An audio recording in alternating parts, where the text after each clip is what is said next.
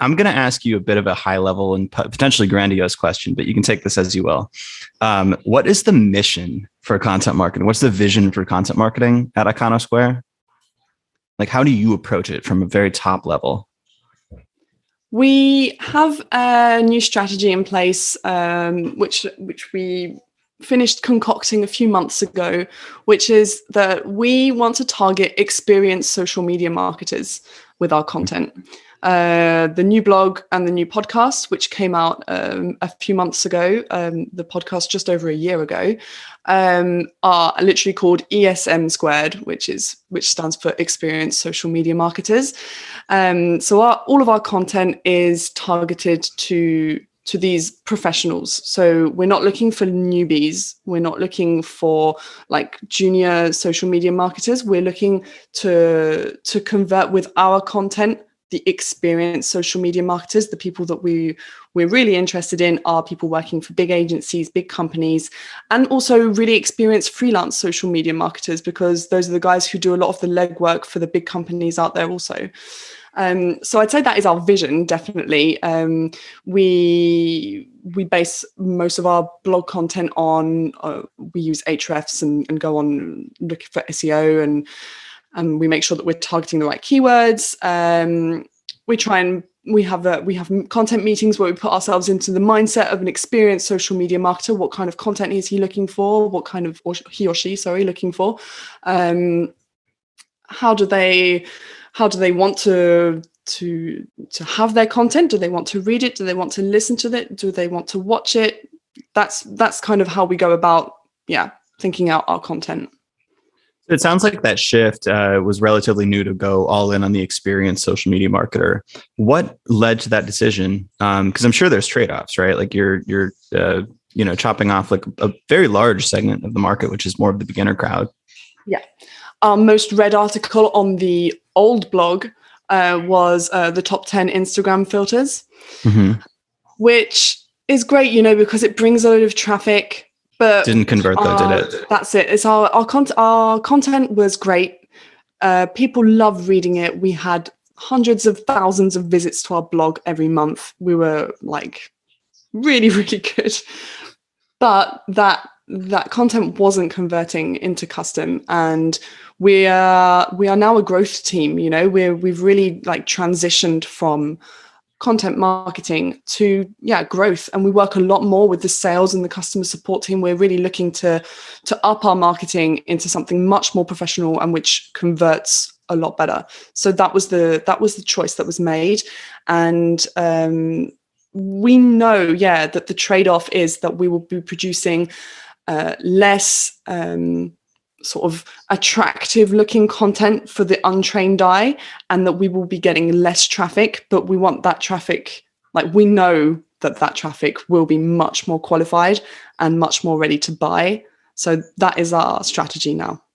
I love that. That resonates with me. It's a hard strategic trade-off though. I went through this when I was at CXL. Like we were writing for advanced, data-driven marketers and A/B testing people. So in fact, if we wrote like a beginner level article, people would give us backlash. Like it wasn't even neutral. It was actually a negative thing.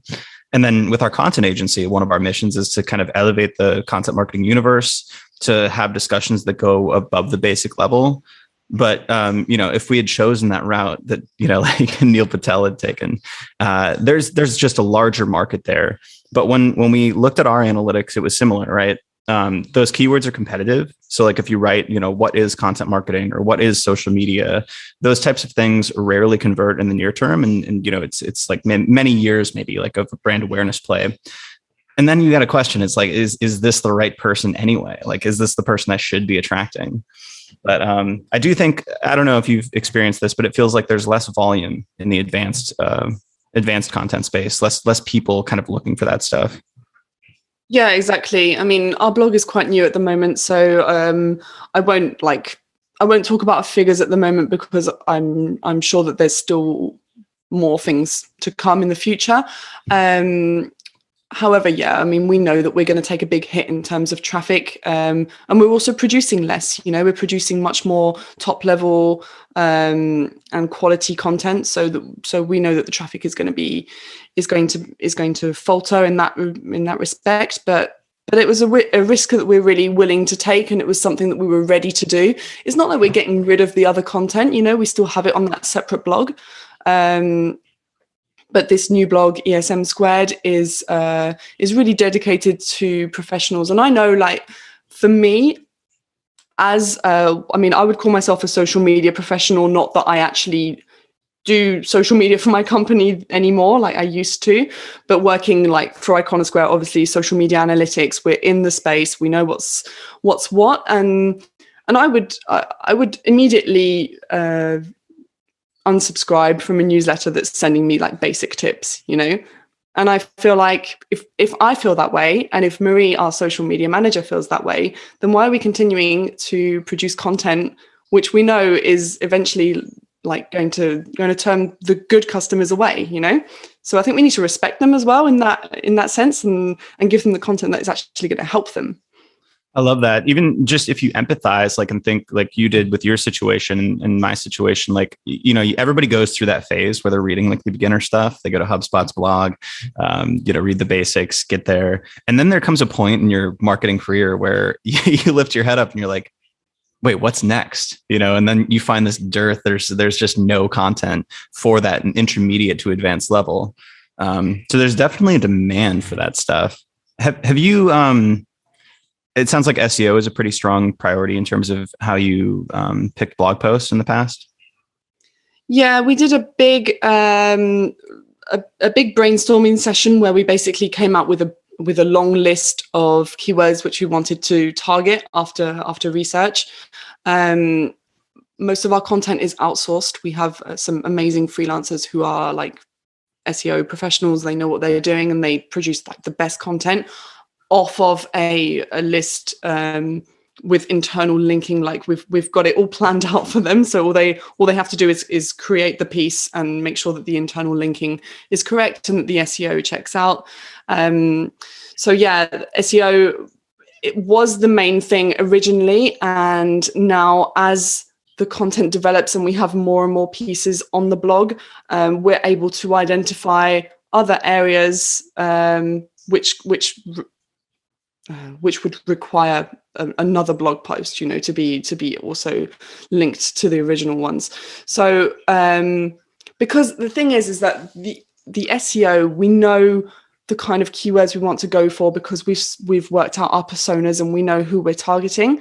And at the same time, we know that we're not going to find very popular SEO keywords, because these are not the keywords which have a lot of content on them.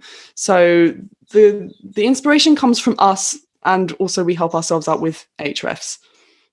Yeah, that's where I was going is once you take off beginner content from the table, there's still keywords available, but they're not as there's not as many. So I was gonna ask if you've shifted a little bit of the thinking around how you pick topics, and obviously how you write the content is going to differ. But if this is, I don't know if you thematically agree with this difference, but there's kind of like in my mind, there's SEO driven content. And then there's thought leadership or like kind of brand content where you're like putting forth opinions and original research and just like net new stuff that there may not be search volume for yet. There might be in the future, but you're kind of getting in front of that. So is that a shift that you've consciously taken towards maybe like writing a little bit more? Hey, this is stuff that we've learned. Hey, this is stuff that experts are talking about. This is stuff that people are talking about in Slack groups or whatever, versus just taking kind of a prioritized list of traffic, search volume keywords. Yeah, definitely. That's something that we are definitely moving more and more towards, especially since being Iconosquare, we have access to a lot of data. We have industry benchmarks. We have all sorts of hashtag data and stuff like that, which we can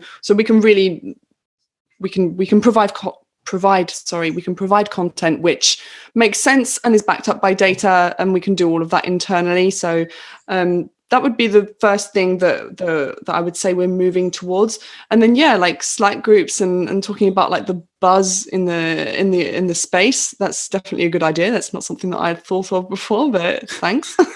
Oh yeah, it's amazing. People like just tell you, they pour their hearts out with the problems they're facing, and they're often these problems that haven't been written about in blog posts. That's one of the ways we used to do it when I was at CXL. We actually had our own Facebook group, so that was really nice, as like a insight pool of what people are actually struggling with. Yeah, that's really cool. That's I'll tell you, Facebook group has been on our list for like the best part of the past 2 years.